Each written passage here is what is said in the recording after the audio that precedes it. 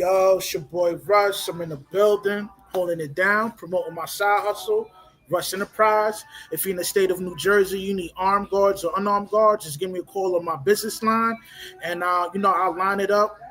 We can knock it down. The bigger the contract, the more money we make together. You heard?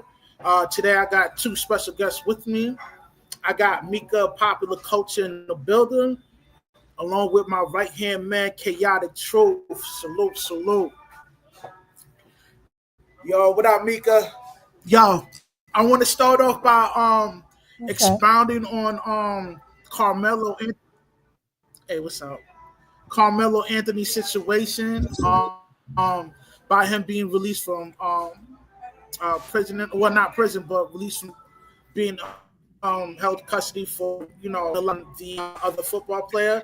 I wanted both perspective on why is that there's a large portion of Caucasian people upset that he's been released at the moment.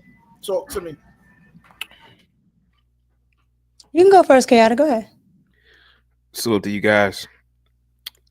Hello. Rush, the white man Salute. for the last, I would say for the last 10 years has been an utter disappointment. The white man, not all white men, but your average white man fails to take accountability, dear brother. I'm on Twitter. The white man is now blaming the Jews for his problems. Oh, man, it's the Jews, man. It was 20 below zero. It got to be the Jews. Ain't not a white man blaming the Jews for all his problems now. Immigration is caused by the Jews, man. We don't have any more jobs in America because of the Jews. And it's always the Jews, the Jews, the Jews, the Jews. Jew, Jew, Jew, Jew, Jew, Jew. Juju, Juju. Now, Rush, the white man, who himself isn't breeding at the same rate that the Arabs are breeding, at the same rate as the Asians are breeding. Now, a lot of these whites now are, instead of wondering, why aren't you guys breeding? Why aren't you guys having all these kids? Now you hear this, it's a great replacement theory. Well, that's because you ain't breeding, dummy. That's because you ain't breeding. That's because you haven't figured out how hypergamy works either. So now with this case with this boy, Carmelo Anthony, whom, by the way, I support. Whom, by the way, Rush, people are shocked at me, particularly white folks. Oh, I thought you were going to kick his back in, Chaotic, because you always kick in the backs of blacks. No, I kick in the backs of degenerate blacks. I don't kick in the backs of blacks because blacks are blacks. Of course not. I love black people. Well, I love me, But I know this case here, Rush. That's why they call me the Negro Whisperer. This kid's a good kid. When this story first happened, Rush, go through your timeline on Twitter. He comes from a single parent household. I was one of the first content creators to say, no, he doesn't. He has a look to him. He doesn't look like he comes from a single parent household. Rush, what happened? What happened? Sure enough, we found out that he comes from a 2-parent household. Damn, Chaotic, how did you know that? I'm the Negro Whisperer. He didn't have no job. Well, how do you know he didn't have a job, White? About a day or two later, now there's some chain grocery store in Texas that I never heard of it. They said that he was a cashier there. Didn't even have to be a cashier. He comes from a good family. He didn't have to be a cashier. It's just something that kids like doing. They want to work. So he's employed. He got bad grades. Can you prove it? Because the last time I checked, we don't have access to children's records. He still is under the age of 18. Did you FOIA? Did you get a Freedom of Information Act on his grades? Well, somebody told me that. Well, who's the somebody? Oh, okay. Well, why did he have a knife on campus? Well, it is Texas. I mean, I thought you white folks love the Second Amendment. Well, it's against the law. It's against the law. Oh, I'm sorry. So you guys never carried Swiss Army knives to school. You guys, your grandfathers didn't carry guns to school for gun shooting classes back in the day. Oh, okay. Okay. One thing about me, Rush, is I'm fair. And I'm very neutral. If Kyle Rittenhouse can smoke two people and he was under the age of 18 and he went across state lines with a weapon and he felt his life was threatened, even though those two white boys didn't have any guns on them, or they didn't have any guns threatening him, at least he smoked them in self-defense. He felt his life was threatened. And you know what, Rush? I supported Kyle Rittenhouse. Hey, man, hey, you know, if you felt your life was threatened, hey, man, why not? Rush, you were there when I supported the white boy in New York, the one who choked out that black dude. And all the black dude was doing was asking for a sandwich. Well, he was threatening people. Well, where's the video at? And all I see in the video is this guy's talking to himself. Did he deserve to get threatened? But no, Rush. Black conservatives like myself supported Daniel Penny, the white boy. But now everybody now is using their own prejudice, their own what's the word I'm looking for? Not prejudice, but damn, I can't lose my train of thought here. Biased, stereotypes. Well, look at his hair. What about his hair? What about his hair? So what? I thought that if you felt your life was threatened, then you could use self-defense in this country. I thought that this was a Second Amendment country with I thought you could carry. But now these whites want to be technical now. They want to be technical. Oh, it was still school grounds. Okay. Now this is the case, Rush, where I can say that there is I'm white and I say so with this one. And I'll be the first content creator and the only black one, because Officer Tatum, Candace Owens, and black conservative, even Black Conservative Perspective, who I personally know, they believe the boy is guilty. I don't believe the boy is guilty at all. I believe the boy. Two things may have happened. He's a black kid. He's good looking. He's relatively tall. He probably had a little white girl at that school he was talking to. Hey, Tyrone. Oh, it's Carmelo. Oh, I'm sorry, Carmelo. Come sit with me. And he probably was sitting in that tent with some white girl, and them two white boys probably don't have gift of gab. They ain't got no game. What you doing over here in our tent, boy? They probably didn't call him boy, but that's just to emphasize the point. But they probably were jealous and insecure. I've seen that. A lot of white men, I gotta say this, man, a lot of white men are insecure to a degree. You hear it all the time on Twitter. If my white girlfriend told me she slept with a black guy, that's it for me. That's an insecurity to me. To me, that's insecure. I'm just gonna call it like I see it. To me, that's insecure. So you mean to tell me a white woman, she can sleep with 50 white guys and you don't care about that, but she tell you she slept with one white black person, that's a deal breaker. See, that's an insecurity. So Rush, you know, I call out white people all day long too now. People think I'm a coon, Uncle Tom. Truth be told, I hate all human beings, to be completely honest with you. I hate all of you. I hate all of you, to be honest with you. You guys have been nothing but a disappointment to me. But anyway, to land the plane, one scenario is those two white boys and a group of their friends, they came over to saw Carmelo hollering at one of these little white girls that they know that from their school. They made it a school thing. They made it a girl thing. I don't know if they made it a race thing. Let's take race out of it. And I believe they tried to jump. I believe Carmelo said, "What? Chill out, man. I'm talking to her." And they're like, "Well, it's my 10. You better get up." Like, man, chill out, man. I'm talking to her. And I believe that they tried to get him out. He said, "Touch me again. You're going to see what happened." And I believe that he felt that, hey, man, I can't beat up 7 dudes. I can't beat up 5 dudes. And I think that's what happened. I believe that's what happened. Now, the second scenario is, Rush, maybe due to the rain, I'm just going to sit, chill, wait until the rain subsides. Then they come see you under their tent. And he's like, "Yo, man, it's raining, man. You know, well, it's our tent. It's our tent." Same thing happened. They grabbed him, different school, and I believe he felt his life was in danger and at risk. Those are my two theories. I don't believe he came to that damn stadium wanting to stab anybody. He came there wanting to participate in whatever athletic event was taking place there that day. So I rock with him. I rock with him. Go ahead, Rush. Or make it go ahead. Go ahead. Yo, I think this is over the female from that school. But before I expound on that, I want to get Mika's perspective first. Go ahead, Mika. So, okay, I know we're going to have two different perspectives because one, you're a man, right?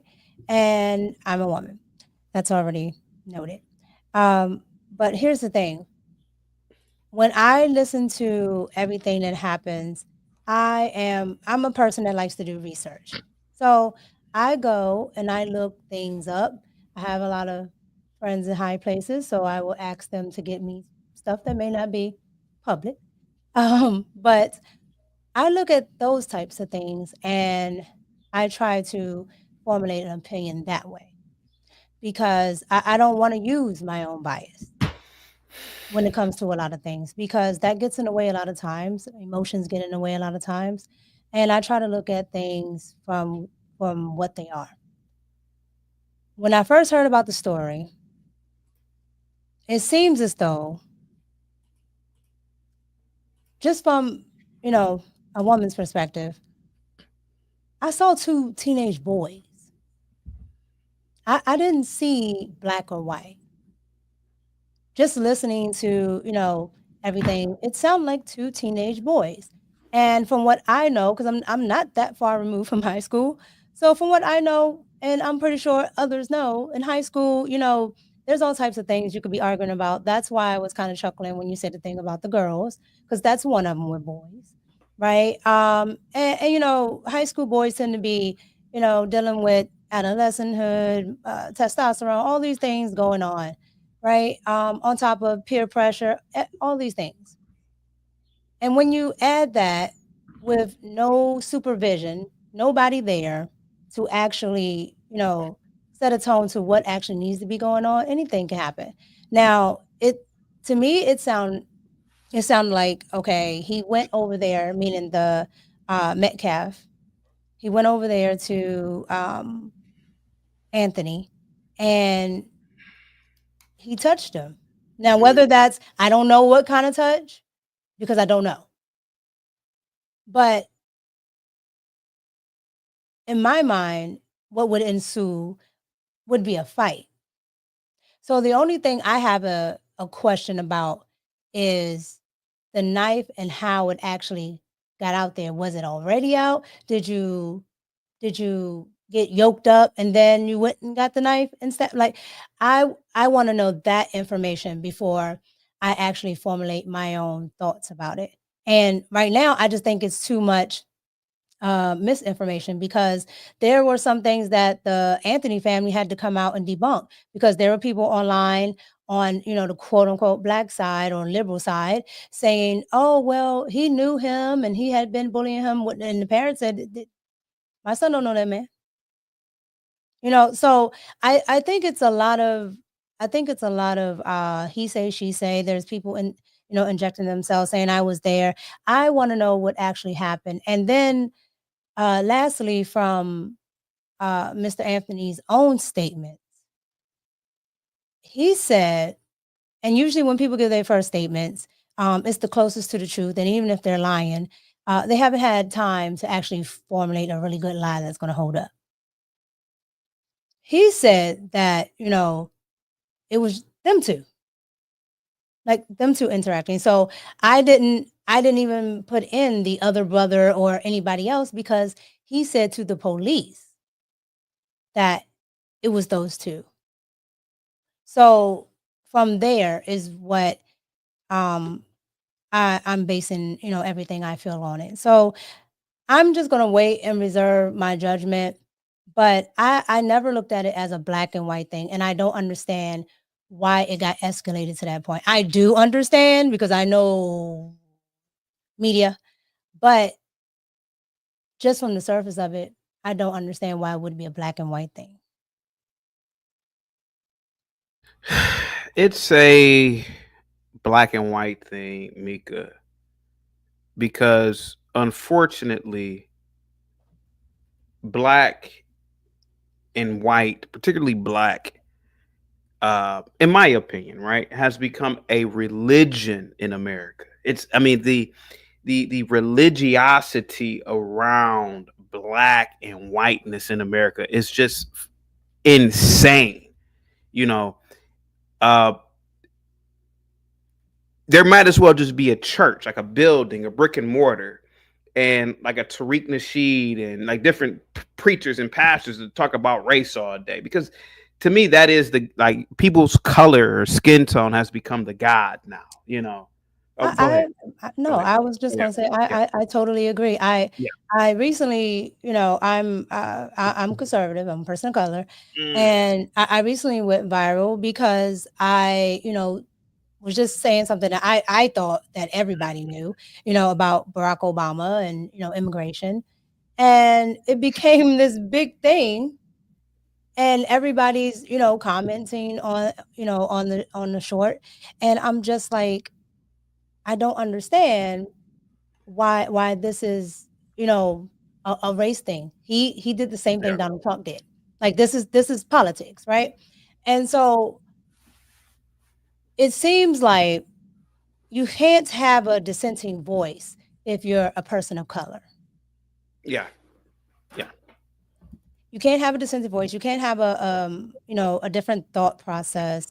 And with this case, as I've Yeah. seen in others, I'm seeing, the hive mentality or tribalism.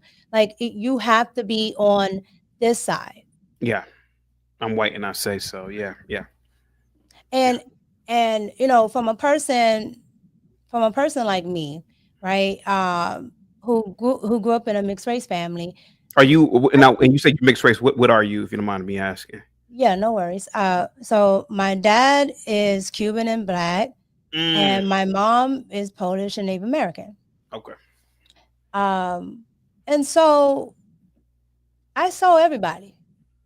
I see everybody. I understand everybody. Everybody got different points of views, things like that. But in America, you have to choose a side.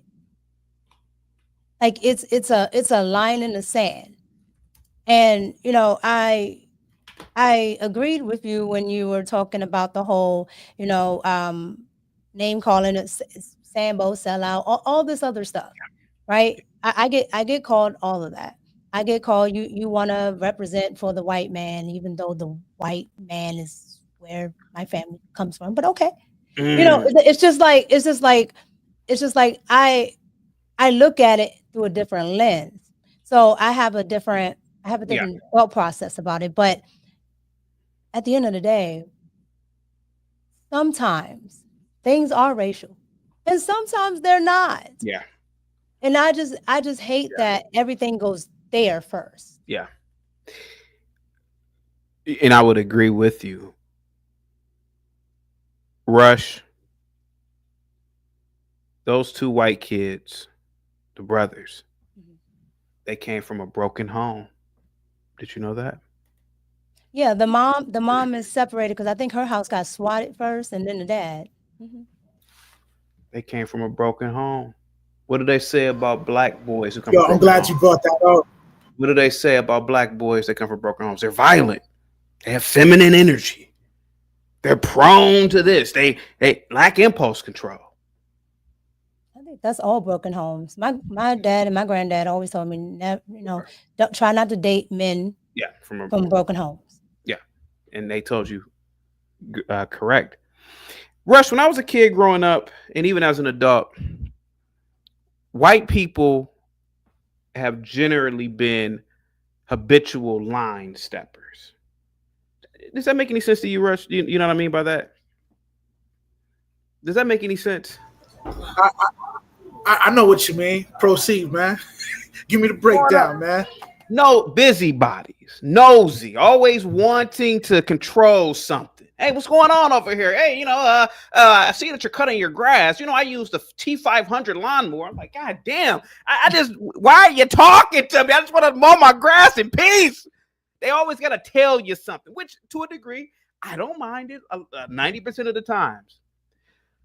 But a lot of times whites can be very intrusive, even to other whites. I love the Karen. I think that the Karen represents a non-threatening, a non-enforcer of order.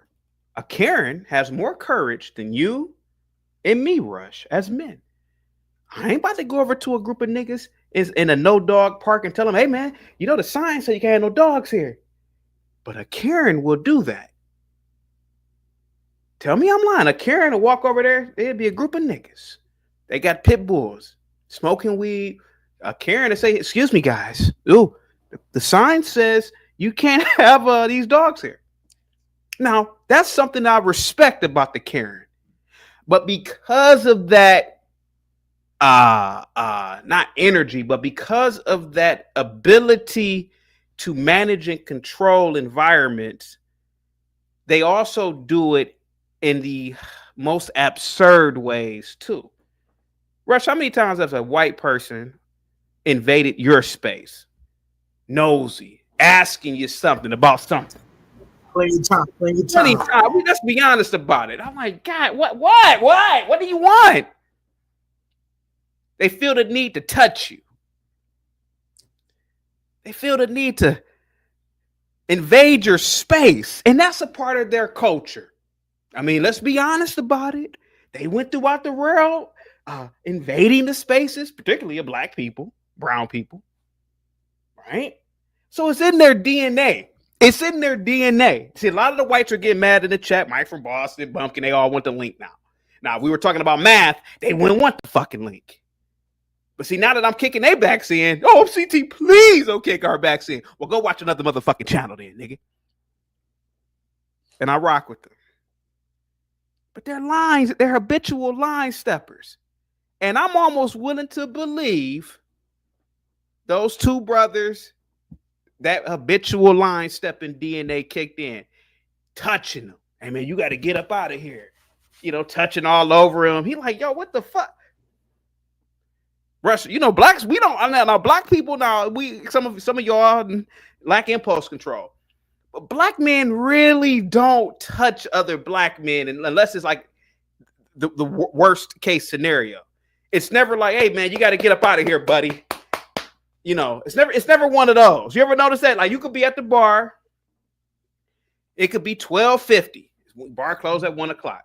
You're not going to have a black guy come over to you and say, all right, man, it's time to get up out of here, touching on your shoulder. Hey, man. But white people generally do stuff like that. Hey, man, it's time to get up out of here, man. Touching and carrying on. And so that's something else that we need to talk about, too. Go ahead, Rush. But go ahead, sir. Go ahead, sir. Yeah, my thoughts on that is, like you were saying earlier, this could possibly be over the female that he was conversing with under the tent. You know what I mean? And, from a male perspective, when you're playing in full physical contact sports, like, boxing, playing football, you're automatically going to always be on go mode. So I'm assuming that, hey, the two twin brothers that approached them, he already felt a certain situation where he needed to defend himself. Like, you don't need to wait for somebody, to yell or put hands on you. You already know what time it is. So by you, witnessing that, you kind of like, think ahead of the game and want to, prepare to, to combat what possibly, the two twin brothers and the rest of the teammates, man. And I really think that this is over abroad, man. Like, son was feeling, kind of, salty about bagging that down piece or whatever female he was politicking with under that tent. Because, a lot of these star athletes, they don't really got, like, game like that, Like, everybody kind of, like, all the females after that school is going to automatically gravitate towards those dudes. So they don't really need a mouthpiece. And son yo, he seemed like he got a mouthpiece on him. Know what I mean? And that's what's my thoughts on that. Yo, salute to Pax Americana for sending that $20 super chat. You heard? Thank Appreciate it, man. you. Much We should have Bumpkin call in because he's pissed. He says, Micca, I generally have a similar opinion to you. But the more CT makes this a race thing, the more I just want to say, fuck it. Good job, CT. You are creating extremism. Oh, I'm creating. See what I told you, Micca? Now, this is a white man. Now, instead of blaming himself, look at who he's blaming it on me. He's an extreme. He wants to be an extremist because of me. I told you. That's the white culture. Go ahead. Well, I see. Here's the thing. I think genuinely, right? Um, both cultures don't actually know each other. They've been in the same country Yeah, for no 400 years. 100 years, yeah, and they don't know each other. Yeah. Okay, and I learned this, once I got out of my family's bubble, and I got out into the world. I would hear on one side, this is the black thing, this is the white thing. And I'm just like, because most of my family, is well off, but I do have some family members who are not. Yeah. And the crazy part about it is the ones that are not well off Yeah. are the exact same as the black folks that are not well off. They're asking for the same things. They want the same things. Even the degenerate ones, they do the same degenerate things, right? So I'm starting to believe that you have a culture. You have a culture here that's just, they say it's desegregated, but it's segregated. It's definitely segregated. Yeah. And I really truly think that in this country we don't know each other.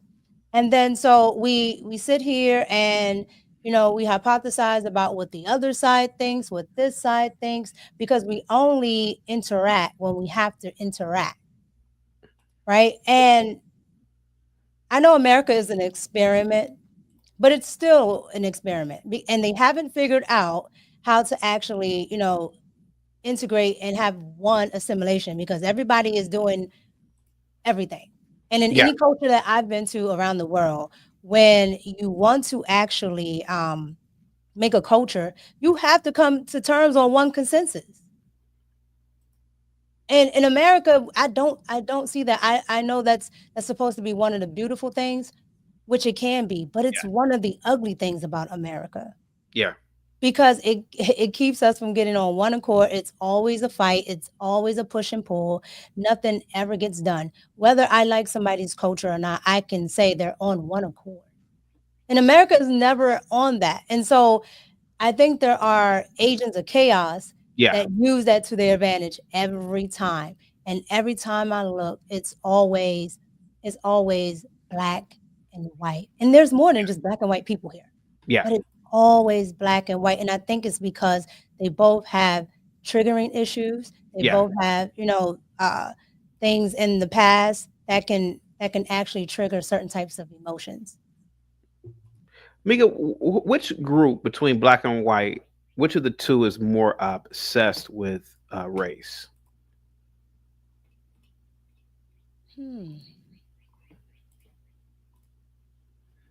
That's you know what? That's a good question. I've never thought about it that way. Mhm. I don't know. And the reason why I'll say I don't know is because of this. Go ahead. When, I deal with black people, I get an obsession a different way than when I deal with white people, because they're obsessed too. But the obsession like I get from black people is usually the white man's ice is colder obsession. That's the obsession I get from there. From And black then, people, the white yeah, man's ice colder. Okay. yeah, like I like, well, white people don't do it. Oh, white people like, To a degree, what do it you is. do? What do you want to do? Yeah. Forget about what they do. Yeah. And then the other side is, and now I will say this: there's a difference, because I grew up in DC. Okay, Oh, I grew up around liberal whites. I'm yeah, telling you yeah. right now, liberal DC. whites, I can't stand them. Yeah, I can't stand liberal whites because there's a passive aggressiveness and yeah, there's a seniority complex. yeah, yeah, I'm supreme. So yeah, those are the kind of whites I lived around, yeah. and they're They, obsessed with they always race. feel like, and they feel like they need to help a nigga out. Yeah, they're obsessed with race. Hey, I'm a medical doctor. Well, I mean, you still need the help from the white man, nigga. Go ahead. Yeah, yes. It's almost like a pet. Yeah, you could be a black So medical doctor, a white liberal boy, still think you need help. Go ahead. yeah, no, you're absolutely correct. And I have a saying on my channel, and people laugh about it because I'm always like, why? Because I say it like that because they can be the most liberal whites can be the most country bumpkin, not knowing nothing, and Yeah, they'll still try to tell you something. yeah, yeah. But those are the ones I would say are obsessed with race. Everything. Yeah, If you have a tent, yeah, oh well, you must be yeah. this and that, and I'm like, no, that's never happened to me. Are you sure? Did you vote for Barack Obama? No, I didn't vote for Barack Obama. Why? Yeah, yeah, yeah, Why should I? yeah. I mean, but he looks like you. What? So those are the ones that I tend to stay away from. My family is more conservative whites. Yeah. And I don't know if they just stayed away from it, but I never really hear it too much from the conservative side. And I'm Yeah. not saying that there aren't. I just personally Yeah. have never heard it too much from the conservative side unless, there was something that triggered it. Right? And then I think you can start to see how somebody may feel. You said you grew up in DC, by the way. Are you a bison? Are you a bison? No. Okay. I went to NYU. Oh, wow. Oh, excuse me. Sorry. No, I did that when I was able to go to college. I said I'm getting out of DC. Really? I grew up on Georgia Avenue, which Yeah. is right down the street. I can literally walk to Howard University. Okay. Right. Wow. Yeah. But growing up my entire life, I never knew that was an HBCU until Speaking of my reaction, I'm only reacting because of the college itself, right? Because it's damn Mhm. near an Ivy. How do white liberals react when you tell them you went to NYU? Really? Yeah. Okay. So, Yeah. so you didn't know. Yeah. No, I never, and that's why I just said what I said. I never even knew it was an HBCU until I was an adult. Yeah. Right. And that's because my family never put the emphasis on race. They put the emphasis on being a good human being. And honestly and truly, I always focused on that until I had to be told what I should be focused on, what I should be looking at, what I should be, and that is what ends up shaping me as a conservative. Micca, you say that you were close to that age group. When I went to college, and I didn't go to a good college like you did, that's when I learned that I was oppressed. That's it. That's when I learned it. I was like, When you wow, get I out- had no idea. College, so again, man, a lot of this race stuff is being sold to us because a lot of these race teachers, they need asses and seats, so they need to trick you into believing that you are oppressed. Oh, man, I grew up with both my parents and all my friends. Oh, no, you're so oppressed, Oh, okay. so yeah, and then constantly getting fed on Twitter and Instagram all this race shit, it brainwashes us into this idea that this country is just the religion of this country has just become race. So you see everything from the lens of race, and a lot of it is the media. To be honest with you, I'm not gonna lie to you. I never thought about. I grew up around whites. My neighbors were white growing up. I just never looked at them as just being white people. They're just people to me. It's just like with Jews. I grew up around a lot of Jews in Northeast Ohio, and I just didn't think anything of it. They're just people to me. I don't, You said you're from Ohio? Yeah, Northeast Ohio. Yeah. Oh, okay. Yeah. And we have a large Jewish population here, and I didn't realize that Jews were bad until a couple of years ago on Twitter. I said, God damn, they're bad. I didn't know that. I grew up around them. They were always nice and they walked everywhere. They were peaceful, and I worked with Jews. I didn't know anything about them being bad people who were trying to take over the world. I didn't know anything about that. Wow. And so yeah, it's being fed to us, Rush. It's all this race shit. It's being fed to us, man. It's an obsession, man. It's definitely it's and it's not even. I agree with you, Micca. Maybe 90% of the cases, race ain't got a goddamn thing to do with it. It's just two people. Yeah, and like literally two different people. And I'll say this: it also seems to be that if you are of the same race, especially if you are Black, you can't say that degeneracy is wrong. One thing that I used to admire about my white family members, or just whites in general, is that they would be able to say who was degenerate. And so, being that I grew up in that environment, I say who's degenerate. And I don't identify with it. And they'll come to me and they'll say, well, why aren't you doing this with this group and this group? Why are you judging them? Because we're not the same. Yeah. Micca. And they're like, so they got this whole people who are skin folk and kin folk. Like, just because you share the same skin color, which around the world, there's all types of brown people. Okay. Like I've gone to different places where I am the lightest person.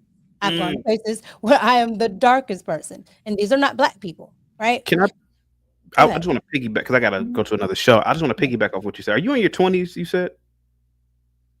No, I'm not in my 20s. Oh, okay. Mm-mm. I grew up in the greatest decade. I just got out, unfortunately. Okay. Rush, I grew up in the greatest decade in human history, which is the 90s. I can still smell it. And I try to tell people over and over, and it goes back to what Micca was saying. There was a time, right? There was a time, even Black people, man. If you was a crackhead, you was just the bottom of the barrel. Hey man, come clean my car, nigga, tomorrow. I'll give you $1 in a 6-pack, nigga. There was a time, Rush, where even Black people used to treat the degenerates bad, use them. But something happened in the 2000s, man, where, you can't talk about, you ain't no better than the crackhead. And that shit is real about the Black race. Whites, they don't really do shit like that. If you're a crackhead, hey man, stay away from that sorry mother effer. But something happened, Micca, in the 2000s where a Black man like me, I'll talk about a crackhead, and a regular Black person who's like me and say, you ain't no different than him. Yeah. So I don't know what happened, but I know for a fact in the 90s, shit, if you was a crackhead, shit, the community didn't care about you because you was bottom of the barrel. So I don't know. Something must have happened between the 90s and now. No, you're absolutely 100% correct. And now you have to identify with that. Like if I call a female, I'm like, oh yeah, I don't do that culture, or I don't do this. Yeah. What makes you better? Yeah. I didn't say even that I was better. I said I don't do it. So I don't identify with it. Keep it real. Yeah. But I guess that's just America, because outside of America, I don't see this. I don't have to deal with this type of banter. Yeah. And you've gone to like Asia and places like that? When I tell you I've been everywhere, I've been everywhere. The only place that I haven't been is Africa, and that's because I'm dreading that trip. It's a long ride.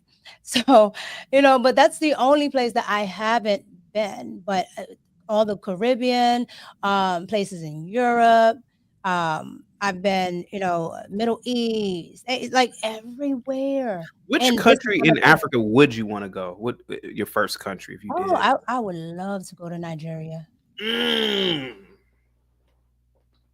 I would love to go to Nigeria. You would probably stand out definitely in Nigeria, but yeah. Yeah, well, yeah. When I went to the Bahamas, I found out, a lot. about the culture there. Yeah. A little harsh, but I found out about the culture there. But I get it. I understand. But yeah, I would love to go to Nigeria, and I'm very interested in how their real estate is. I'm very interested in seeing how they're getting ready to do a lot of reconstruction. I'm just very interested in a lot Yeah. of those things. Yeah. So yeah, Micca, do you follow sports? I do, except for basketball. Okay. Do you follow college football? A little bit. I'm more NFL girl, but a little bit. Okay, if you followed a little bit, did you hear about Shador Sanders and Travis Hunter having their numbers retired? Did I you hear did about? not hear. I Okay. did not hear about having the numbers retired. Yeah, Wow. college, Mhm. Shador. Yeah, he was. I mean, to me, I don't think he's a first round pick. The draft is coming up. I would give him more second or third. Travis is definitely overall. Even with Well, Travis, I don't. Oh, you don't think Travis should be overall? no, I think, mm, mm, I'll reserve it. Go ahead. Okay. Well, I was asking because to segue, but I don't see why Colorado would want to retire their jerseys, and this is the reason why I'm talking about this. Speaking of race, Rush, could this be black privilege? Could this be black privilege here? Now, is this a thing? Generally, you don't get your number I would retired. say so. Yeah, it's not well. Generally, they retire your number after you retire from the NFL, or if you never make it to the NFL and so much time goes along, they will a university, a program will retire your number. Like for example, like I think Syracuse, right? Jim Brown's number is retired. Well, that's the greatest. He was the greatest college athlete in history, probably, and the greatest NFL player. So it only stands to reason why you would want to retire his number. But what the hell are you retiring Shador and Travis Hunter's number for? So to me, it's like I wonder if this is it's like a black privilege thing here. It's like, is this an example of black privilege? Catering to blacks, or I don't know. I mean, maybe because Colorado ain't really got a lot of black people there, but I don't know if you guys were following that. I don't know. I did not hear that, and actually, Yeah, I thank you for letting me know because I'm gonna go research that. yeah, you I should did look it not up. know Yeah. that, and that's why I'm like, is that a thing? Where they retire college athletes jerseys. Yeah, they retire college athletes, which I think they shouldn't do. But to retire Shador, Shador went 13 for 11 at Colorado. I mean, yeah, I mean, Travis Hunter. Travis deserves for his number to be retired years from now, but not Shador. Oh, yeah. I just want to know if you guys knew about that. Yeah. No, I didn't hear about that. So you're saying basically that they're getting a preference or a sped up preference. It's something that is there. I mean, I get it. Dion came to Colorado. It was a losing program. He bought it over 500. But is it Colorado catering to Dion? Is it Colorado catering to the black athletes? I was about to say, it sounds more like catering to Dion. It's probably just catering to Dion. So that's just a Dion thing. We're just going to cater. So that's not a black thing. We're just catering to Dion. Okay. Yeah. I mean, Shador that's stretching the limit. I can see Travis, but anyway, it's like these kids haven't even gone to the league yet. I mean, why are you retiring the numbers? So anyway, yeah, I was just thinking about that. Yeah. I mean, they're definitely going. Yeah. Oh yeah. Shador is probably going to go to the Browns. I don't know who has the number one pick. I believe it's the Giants, if I'm not mistaken. I think it's the Giants, but Travis may go to the Giants if they don't want to. I don't think they need a QB. So yeah. I'm just praying and hoping I can see my team go to the Super Bowl in my lifetime. Yeah. So you said you don't follow basketball, but you do follow every other sport. Yeah, I watch football or soccer. Okay. I watch American football. How do we get young black boys? How do we get young black boys, or how would you get young black boys interested in baseball again? Oh wow. You see, okay, so baseball just on the Hispanic side, right? Yeah, It's yeah, it's a community yeah, thing. yeah, yeah, That's the difference. yeah, The community as same with soccer. yeah, I don't see that. I don't see the community rallying around baseball. yeah. And it's not that because I've seen black people say, oh, that's a white sport. But most of the people that are playing come from the Dominican Republic. Right, who are not white. Right, yeah, oh yeah. They want to be white, but they're not white. Yeah, I Well, should. Sosa is Yeah, I special should have said case. that. It's a special case. But Have yeah, you gone to any MLB games lately? last year, no. Okay. But normally, I normally go to a lot of them down in Nats Park in DC. Yeah. They've I normally sped go the to a lot. game up. If you guys don't know, they sped the MLB up, Yes, and because it's it used to drag on so yeah. long. And do you believe, or could that be in Rush? Could that be a reflection on American society where people need fast pace everything? Results need to be fast paced. We you know when we're on social media, things are going by so fast. We just need things to happen rapidly. So, does them speeding up? Because I went to a couple of games last summer, and I had totally forgot that the MLB sped the damn pitchers. When you speed the pitcher up, the game is sped up. So the game ended in like an hour and 50 minutes. I'm like, what the hell is this? And I just forgot. So do you think that's a reflection on our society, Rush?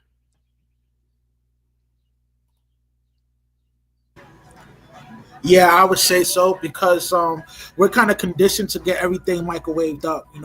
Yeah, that's a good word to From use. relationships to making money. Like especially like when people trying to do them rich, Yeah. get rich quick schemes and all that. That Mm, stems from us being conditioned to want everything at a fast pace. Now yeah. with the Dominicans being majority of the ball players within, well, I wouldn't say they're the majority players in there, but and within the Dominican Republic, it's a part of their culture. You know what I mean? So if you go out there, not like I say about 3 out of 10 Dominicans, they want to make it to the league. You know what I mean? And that's just a part of their culture where they, play baseball and all that. You know what I mean? But And that's why it's a yeah, man, different league. it's So, yeah, yes, yeah, it's a part of their culture over there. They're real big on the MLB. That's their thing. Like how most black kids from urban environments want to make it to the NBA. That's equivalent to the Dominicans when it comes to playing baseball and all that. I mean, Yeah. Uh, there's a history behind the DR and baseball that goes back over 100 plus years. A lot of the stationed American troops started playing ball, or I believe that they taught them or somehow, hmm. and they beat the Dominicans were practicing and eventually beat the American players and they or the American servicemen, and that was like a thing of pride. Like, they got the best army, they got this, that, and the other, but if at least we could beat them at baseball, and I believe that's where the national pride comes from. That's where the legend has comes from in terms of the Hmm. players. Yeah, you got to look it up. It's really interesting. Um, Hmm. speaking of fast-paced societies, Rush, or a microwave society, is the dating game over now? Is the dating game over? Most definitely. Porn, OnlyFans, Hmm. AI. Are we going to see a destruction in the dating game because everything is fast I paced? would, yeah, I would say so. If Yeah, it's gotten bad to the point where dudes are actually waking up and not going to nightclubs no more. The strip clubs, the night scene, it has plummeted. Like people aren't. I guess people don't have. Not only they don't have the disposable income to waste money like that, but they just don't want to deal with the I guess the headache of you know pressing a female to swindling to well, getting back to the crib and using alcohol vibrator. consumption. Oh, go ahead, Meek. I'm sorry. Oh no. I was just gonna say I really honestly and truly just think, at least in America, I really think it's a result of feminism. Yeah, could be. I mean, you got to think.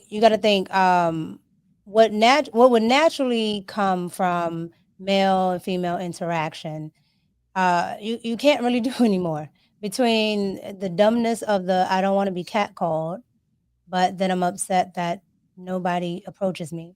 Or, Yeah. the ridiculousness of, I don't want to, I don't want to be seen as, weak. So I go out and buy my own stuff, or I get my own drinks. I do all of this. Well, usually men, they like to be needed. They like to have a sense of that I have a purpose here. And if that's not that's not being done or met, then it's like, really, what is the reason for me to even interact with you? And then on top of that, the last thing, the stupidness of everything seems to be some type of violation. Yeah. Everything is a violation. Yeah. You talk to me, it's a violation. You touch my hand, it's Yeah. I didn't tell Yeah. you. And so that, like, normal interactions that you would, Yeah. you can catch a vibe from, or things that you would do if I'm looking at you and in your eyes, oh, now you're creepy. It's just like, okay. Yeah. Yeah. And then what else has happened to Rush and Mika? That was an excellent answer. Rush, there was a time, man, when people knew their place. And what I'm saying with feminism and everybody's a winner now, and I've seen this, Rush.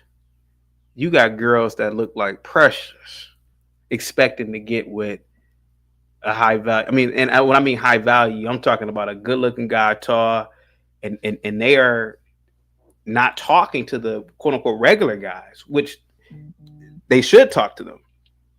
And that's why you see higher levels of higher single rate, uh, women waiting, and a lot of times they're waiting for something that's never gonna happen, man. So yeah, man, it's really destroyed the game. Rush, there was a time when a black man or any other man, hey man, I work for the city, man. Oh, you work for the city? Oh, that's a stable job. That's this, that, and the other. Now you tell somebody you work for the city, that nigga he a loser. And it's weird that way now, man. And that's what I'm saying, because social media is giving us all these images of Andrew Tate driving Bugattis.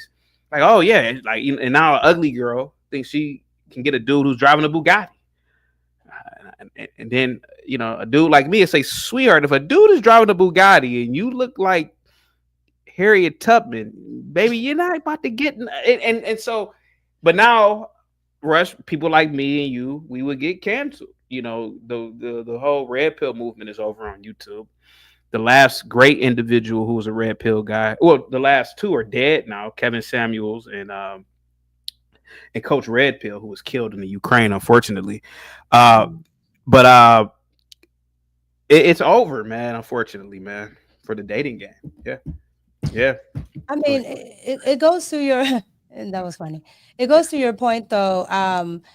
With what I see with women, because a lot of women will, they don't like my talking points, because I get called a pick me a lot, because I the way I grew up, my dad pretty much told me what it is, what it isn't. So I don't have a delusional mindset, Yeah. right? Of what isn't realistic.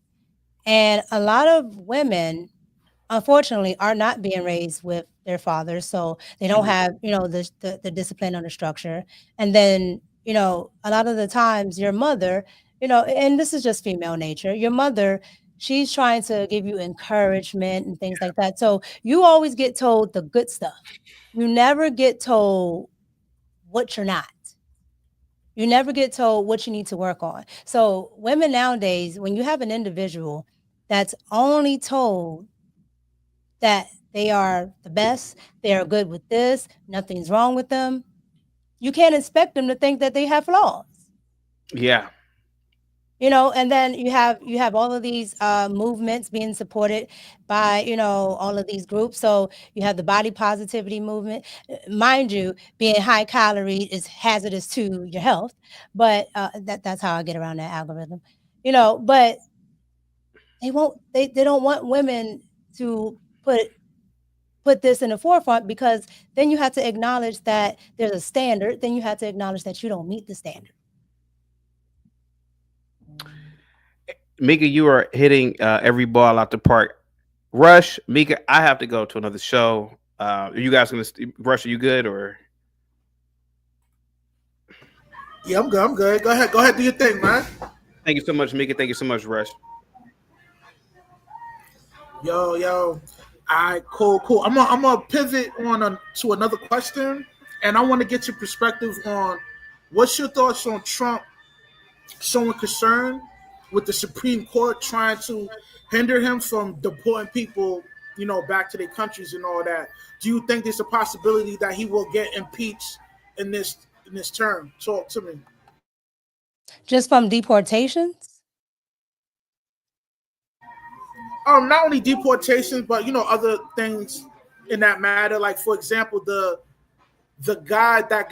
prisoner that got deported to Venezuela. They're saying that that's just a test run to possibly start deporting American citizens. Do you think that's could be a possibility that could happen? No. No. Most of the people that are talking are either TDS people, or they're, people that don't know the Constitution, right? Because those are the same people that use the 14th Amendment, that was clearly meant for, uh, slaves, to be able to have equal citizenship in this country. Those are the same people that are using that to get individuals that shouldn't be over here. Um, let's be clear. The man that he deported is a MS-13 member. I I did all the research. I went down the hole. Okay, the man is from out here where I'm at. Okay, right now I live in the state of Maryland, and I can tell you right now there's a big MS-13 problem. And they do, where he was standing at that Home Depot. I don't know what it's like now, but that used to be a hotbed. They'll be out in the parking lot doing whatever activity. They've always been in our schools. Like when I was in high school, the El Salvadorians were like heavy. Okay, they'll cut you in a minute, no problem. So at the end of the day, like I'm actually, okay with him deporting him. He's been caught trafficking. He's been caught doing all these things. If it was me or you, we wouldn't have a second chance. And then you have to look at the senator going down to El Salvador. You can't even get a senator to lower taxes in your state, in this state anyway. You can't get a senator to come out to a community meeting, but you can get a senator to take my tax money to go to El Salvador for a man that clearly is not only a gangbanger, he's a woman beater. Okay, I don't care if his wife doesn't want to tell it on Good Morning America. He's a woman beater. He's trafficked, women down in Tennessee. The Tennessee troopers stopped him at one point. Like, he has a rap sheet, and he was supposed to be deported. The only thing was, he claimed that there was a gang that was after him in El Salvador. But that gang no longer exists because of Bukele. He cleaned up El Salvador. So why can't he go? Yeah, Bukele, yo, he's definitely on point when it comes to reforming like his society with all those uh quote unquote gang members and all that. Yeah, go ahead, chime in. No, he got rid of the liberals. So El Salvador and El Salvador, Cuba, Mexico, all of them were liberal. Now Mexico and Cuba are still very liberal, but El Salvador is taking a different approach. They're going more conservative. Now the certain like mass media, they're projecting this guy that got deported, right? They're projecting that he's like a hardworking American citizen. You know what I mean? American citizen or whatever. Like, why is it that because I noticed that the public they throwing Trump name through the mud, man. You know what I'm saying? Like, for example, right? Have you ever heard of the HR 1526? No, what is that It, one? it it's basically a bill that pretty much that's gonna prohibit the federal judge from making I'm saying, from making like certain calls or certain decisions that a president could, like for example the whole mass deportation type joint, like they So to won't keep have them from, so to keep a federal judge from overreaching. yeah, pretty much. You know what I mean? Yeah. And I this is a mean, new this that makes go ahead, go ahead. sense. No, that makes complete sense. Yeah, but they're accusing Trump trying to implement this law to prohibit judges from swaying to Well, make certain decisions.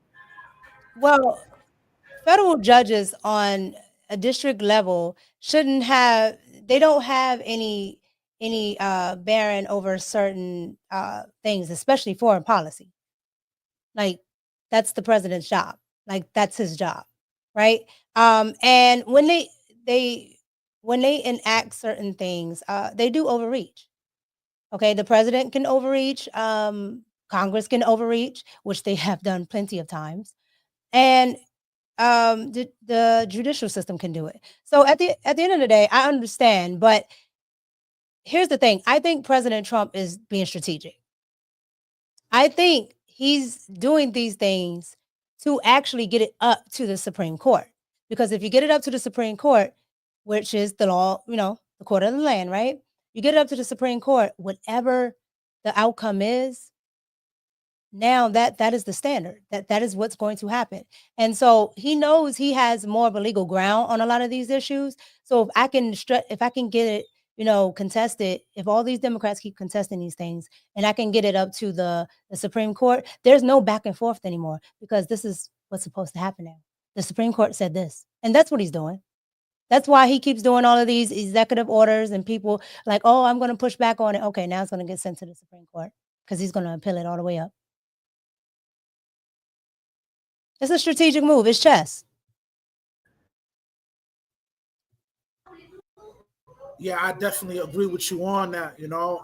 He's definitely strategic on every move that he makes. And a lot of times, people within our community may not understand his strategy. Because and I Because hate they're to too say it, emotional. but a Emotions. lot of us are Emotional. yeah, man. I hate to admit that. Yeah. So I mean, hopefully that would change in the future. But for now, our peoples is not going to understand what steps he's taking to try to restore, not only order but economic wealth within, in America or whatever. You know what I'm saying.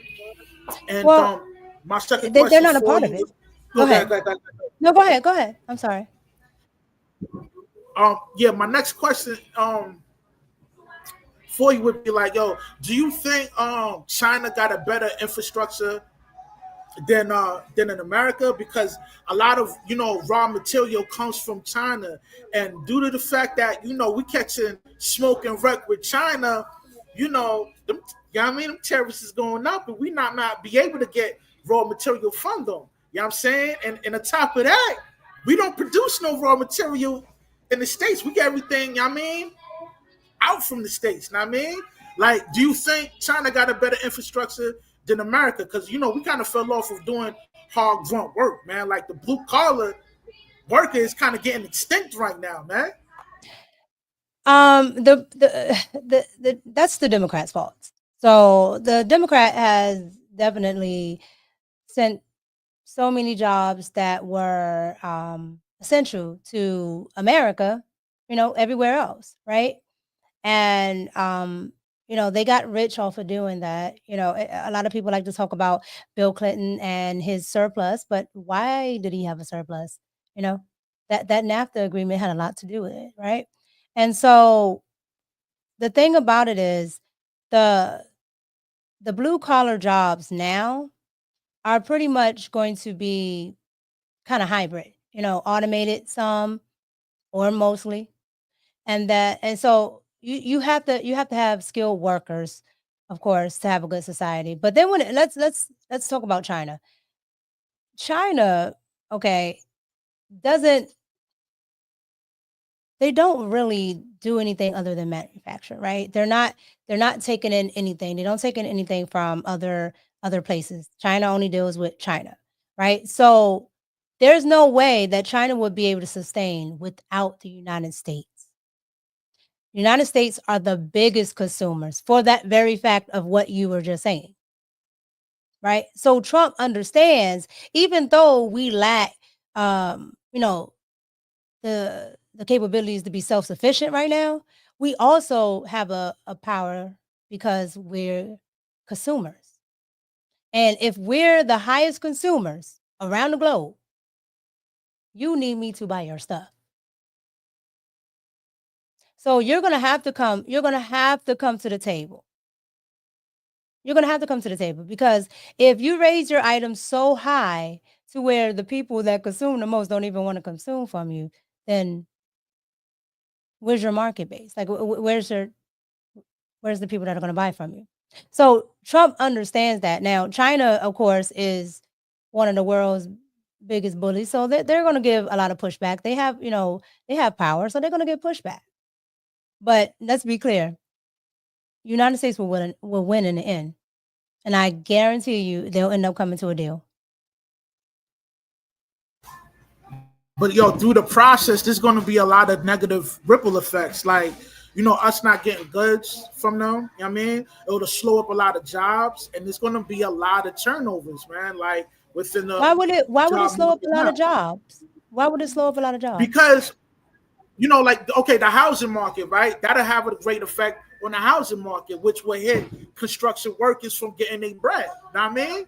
And by things is being through the roof, and companies is not purchasing these raw materials, that'll slow up a lot of work within the United States. So therefore, it'll probably be like, a chokehold with money circulating through the states. You know what I mean? And that's another negative ripple effect through this tariff war type joint. You know what I mean? Well, you have to course correct at some point, right?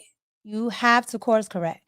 A lot of people, if you look at places like Iceland, a while back allowed their economy to crash to get rid of the central banking system, right? Because it was doing the same thing. You have inflation, the people were losing money, the banks is too big to fail, all of this stuff. The president at the time allowed the economy to crash. So what I'm saying is essentially is everything that Trump is doing, when people are like, oh, things are going to go up at this bit of time and things like that, when he says, okay, it might be a little bit of pain, it's because you have to course correct. If you're in debt, you're going to have to penny pinch for a little bit, because you got to course correct. You got to correct what, the mess that you're in. And we've been doing this for decades, just allowing no manufacturing, just consumption. So how do you course correct it? And then in the 90s, the tariffs on China was low. We've been allowing China just to do whatever it wants. And if you allow it to keep going, China will be the superpower. Okay, you can already see what they were trying to do with BRICS, right? So at the end of the day, what he's doing is actually beneficial. But he's definitely right. Trump is right. You have to get back to, buying American. You have to get back to manufacturing things in America. But you can't do it all at once. But you gotta start. But of course, people like big corporations and Wall Street, they're not going to want you to do that because they make money off of that stuff. Yeah, they make a lot of profit by shooting the jobs like overseas or whatever, because it's cost efficient for those companies. You know what I mean, they don't have to worry about hiring an American, because the American is going to want to get paid, and plus it comes with insurance. Most, like, if I'm an owner of a company, man, I want to cut the fat, you know what I mean, and make sure I make a good profit within my company, which means like, if I'm going to hire somebody, I'm going to pocket the money that I'd spend for like the insurance and all that with each employee. You know what I mean? So I think, go ahead. But so we just enrich other people's nations by hiring out, right? And you're hiring people in China, and or you have slave labor, or as Ratchet Crockett likes to say, these people here are the people doing agriculture and working the farms and the fields, and black people don't want to work in farming, when that's actually incorrect, right? And there's all types of people in farming, including different ethnic groups, the Amish and things like that. It's it's the access to it, right? So all of the policies that Democrats make, because that's who's been in power for like the last 16 so years.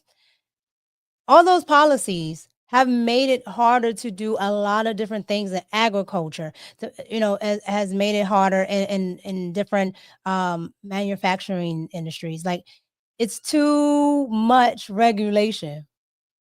And so when you have all of that, people are just like, I can go over here where there's none. I can get slave labor. I can build as many factories as I want. There's no incentives. And then they'll say, oh, well, he just wants to give incentives to billion-dollar corporations. You give incentives to people who want to do business. Yeah, I mean, most definitely. And I want to pivot with this question right here. Like, now, when it comes to with the real ID that they're getting ready to implement in May 7th or whatever, and all these travel bans, do you think, like, within this term that Trump will declare martial law? Because it's looking like that's the steps they trying to get his condition to get into. Now, I want to get your perspective on that and give me this, break down the science on that, man. Talk to me, Micca. Okay, say that one more time so I can understand your exact question. My exact question is pretty much like, do you think martial law is going to get ready to transpire soon? Because they're getting ready to implement that real ID in May 7th, and there's a lot of travel bans, going like 40. There's 40 countries with in the states that they're banning Americans from going to. Like, they ain't banned it completely yet, but you got to go through a long process to get to those other countries through the visas, and I feel like this may get us prepped for martial law within this term. You know what I mean? Yeah, I don't think Donald Trump. I honestly and truly think Donald Trump is trying his hardest to go back to being the original republic, or the republic that we had before before we introduced things like the Fed, before we introduced things like Social Security. Those things have really, had a big effect on our economy, had a big effect on, just American people in general. I don't think at all Donald Trump is trying to introduce martial law. However, I would think that Democrats would. And the reason why I would say that is because every time I look at it, anytime there's been a shift in this country, Democrats have been able to tame it, right? The big shift that came from the early 2000s, the dot-com bust, all of that, right? You put up Mr. Hope and Change, everybody went back to sleep, right? And so every time there's been some type of, even from the 60s with the civil rights and everything, every time there's been some type of unrest, the Democrats have been able to tame it. This time with Donald Trump, you're not going to be able to tame this America First movement. So the only thing you can do is kind of try to throw the government at it. The reason why I asked that, because a lot of people, they're accusing of Trump going to that route by me seeing, like, the whole real ID situation and certain travel bans. But those And things I were coming understand before. Those yeah, things let were me coming finish. before. Yeah, but it's like the travel ban is a new thing though. Like, We didn't have the travel ban. You know what I mean? Like there's a But travel what ban is for this? like What 40 is this countries. travel ban? Because I don't know Okay, like too much if you about it. have a dual citizenship, right? If you have a dual citizenship, for example, hypothetically speaking, like if you had a dual citizenship within, you know, Cuba, and then you got your citizenship in the States or whatever, back then we used to be able to go, you will go in the country with you know, like the Cuba passport, go in there, right? In their country, but when we coming back home, we will use our American passport. But yo, they made it mad strict where you can't even do that no more. You gotta funnel all your paperwork through to get your visa and all that and get it approved. Know what I mean? It's not an Yeah. easy thing just to, you know what I mean, hop So back and forth. Hold on, let me finish. I understand why they doing that because yo, we catching mad smoke with different, you know what I mean, nations and all that. So yeah, niggas is gonna kind of be precautious on who come in and out in their, you know what I mean, in their country and all that. But but go ahead. shouldn't they be? Shouldn't they be? Yeah, of course. Yeah, I understand that. Yeah. You know what I mean? Just like we should. But as far as Cuba, because you know, my family's Cuban, I go down there all the time, and I still have to do. I'm American. I still have to do a visa because I'm American. You know, so I think that's just a thing that Cuba and America has. But even with other countries, I mean, I understand that. I don't have a problem with that. I don't have a problem with you needing certain papers for other countries because I think that's how it should be. If we had it, we wouldn't have the problem that we have. But to relate it to, I'm trying to figure out how we are relating the real ID though to the martial law. Pretty much, right? Because this is a thing that's going on right now. Matter of fact, this took place in I think in Chicago, right? This old head that's, yeah, I mean, like he's a natural born citizen. But yo, when ICE came through, they booked Son, right? After they booked Son, they went through this whole process of um trying to figure out whether, you know what I mean, he's from this country or not or whatever. So by the time they got to his real information through his wallet, they was like, okay, yeah, he's an American citizen, whatever. They no longer detain him and let him do his thing. Now, rumor ends like, yo, if you ain't got a passport, you know what I mean, you ain't got a real ID, ICE come through, right? It's called, I think it's like a collateral damage. They booking niggas. They booking niggas and they asking questions later, man. You know what I mean? And that with that, you know, taking place, you know what I mean? That's on like on some martial law type junk, man. Getting you Okay. conditioned for that. You know what I mean? Okay. So okay. I think I kind of get what you're getting at. So with ICE is coming for a specific criminal. And then you're in the house or in wherever you are with this said person that has the deportation or detaining order, right? And then you get booked along with them. That that doesn't sound like, you know, that doesn't sound like what do you call it? Martial law.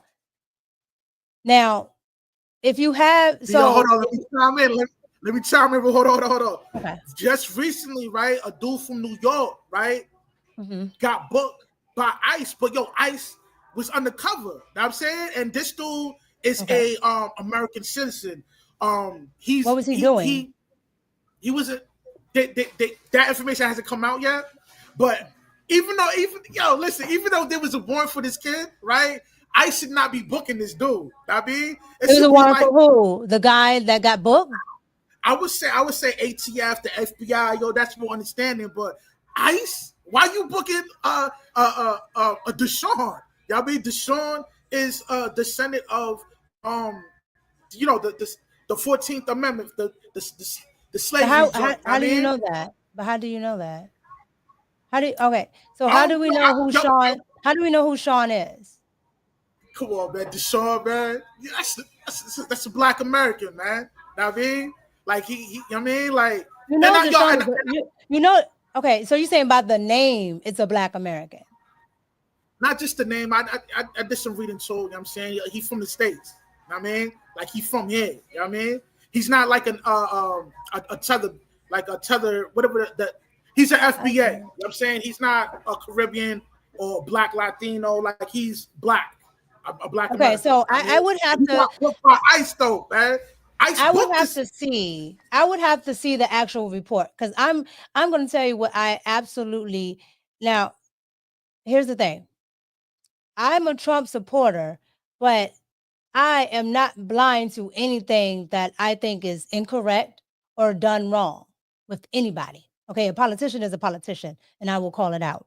However, there is a different level of derangement with Donald Trump. Okay, that anything that happens, and this is how we got to that El Salvador story. Okay, because there is no way that you make this man an upstanding citizen from the fact that he was deported to El Salvador when that was the only thing that was incorrect. They deported him to El Salvador, but they were supposed to deport him anywhere else but there.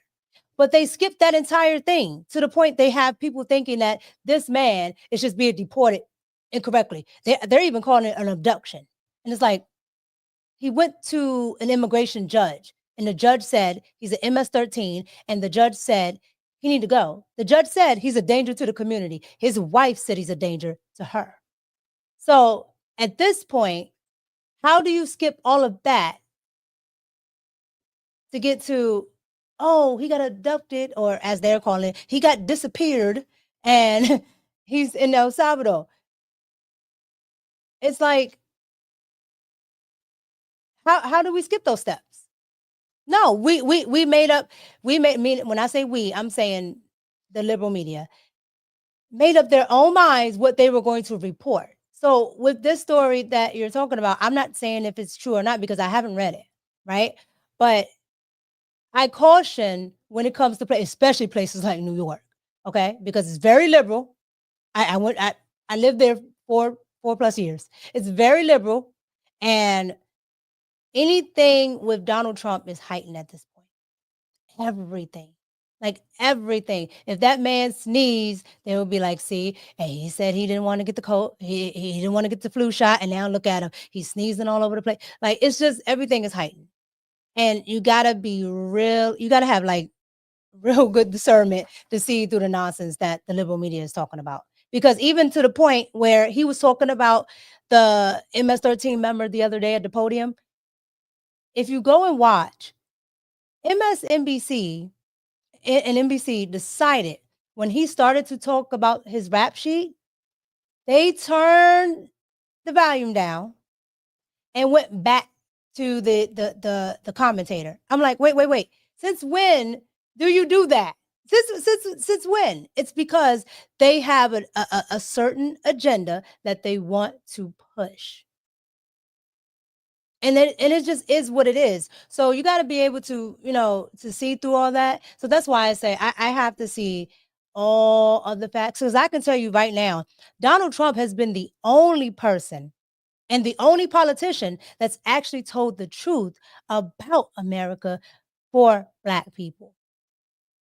He's the only one saying, hey, stop trying to use this 14th Amendment for these illegals. It's for slaves. It's for descendants of slaves. Like, I don't know what y'all don't get about that. He's like, look at the time that it was signed. It's for them. Just like civil rights. He was talking about that. It's for them. But everybody else gets to attach and what do you call it? Tether to it. Blacks are fighting for this DEI when white liberal women are the ones benefiting from it.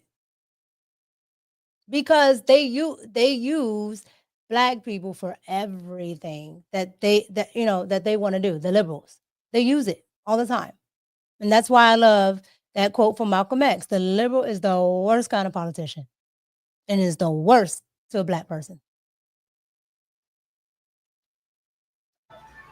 Yeah, I mean, like, yo, I ain't a Trump hater, I mean, but I get you.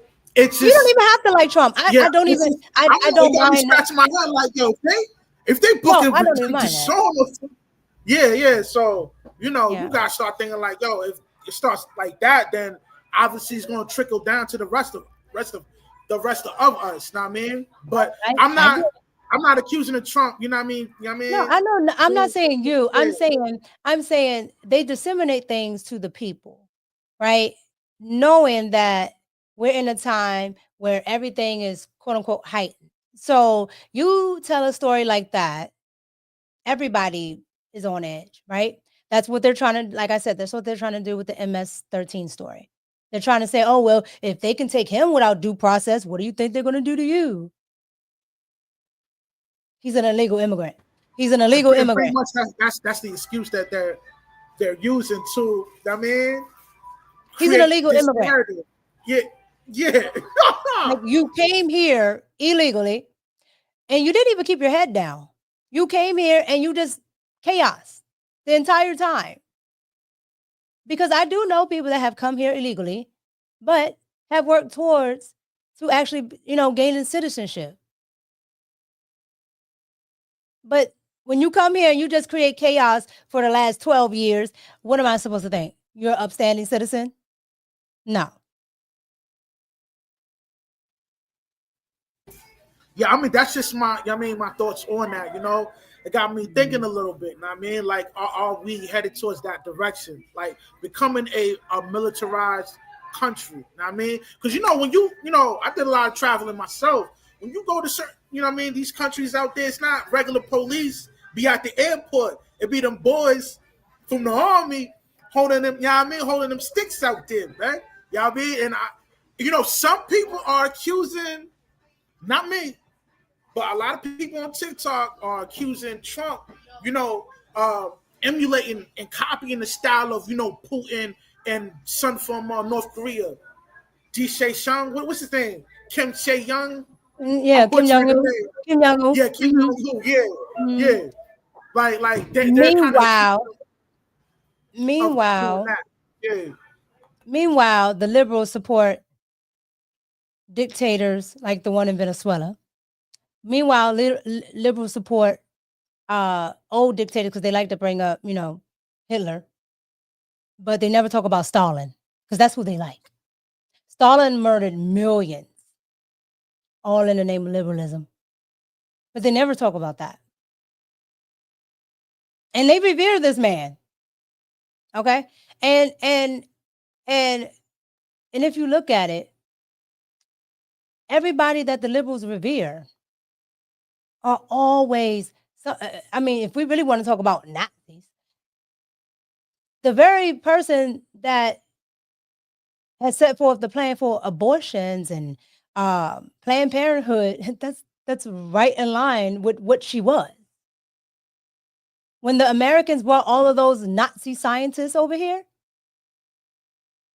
she was in line right with them. Abortion is an extermination tool. That's all it is. But it's been marketed as something else. And the very people that they market it to, which is women, are using it against themselves. They stop you from having babies. They stop you from doing all this. Like, a lot of people don't understand that reproduction helps with generational wealth. If you don't have a generation, how you get generational wealth? You don't have a generation. You're not having babies. And they started to talk about that when they were bringing in those migrants. Oh, there's not enough people in America. Yeah, that's because you kill about 90 million of them a year. Well, I know that what's his name? Bill Gates' mother is the founder of Planned Parenthood. You know what I mean? And she actually made a quote on what you just said. You know what I mean? Pretty much exterminating a certain demographic of people in a certain community. You know what I mean? So that's all I'm saying. It's there. It's just an undertone. But the problem that people have with Trump is that he's not a politician. And when I say he's not a politician, meaning he's not, I'm gonna try to find a way to make you feel better about what I'm doing and still do it. Because I have so many people that argue with me about Barack Obama and his damn immigration, and he was the one that deported more than anybody else. But to the American public, he hid certain things. So he was able to make them feel a way about it. But he deported more than any of them. They're talking about the ACLU suing Donald Trump. The ACLU sued Barack Obama many a times, especially about those damn kids. But liberals have a way of marketing it to you. Donald Trump is just like, this is what I'm doing. It is what it is. And a lot of people aren't used to hearing the truth. It was what we were talking about earlier with the women. You're not used to hearing it. So if you're not used to hearing it, how are you going to take it? I just, food for thought, man. Yo, this is all I got for you, Micca, man. Thank you so much for coming through. You know what I mean? I love your intellect. It's always a pleasure to have you on this panel, man. You know what I mean? Any last word for the people out here, man? Talk to them. Well, I hope you guys have no matter if you're liberal or conservative, I hope you do have a good weekend. No Trump derangement, okay? Have great dissenting voices around you, and have different dialogues, but don't be deranged about none of this stuff. Like, these people play games in the media. Read up, pick your side, whatever, but the derangement is got to go. It's got to go, because it's too much. It's too much out here. But yeah, I hope everybody has a good weekend. And if you want to find me, I am Pop Culture Micca. You can Google me, or you can go to YouTube. I'm on YouTube as Pop Culture Micca, and I'm on YouTube as the Red Cup Podcast.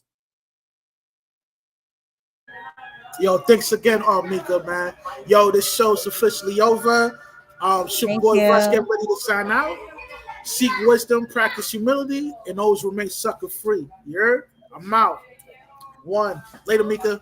Bye.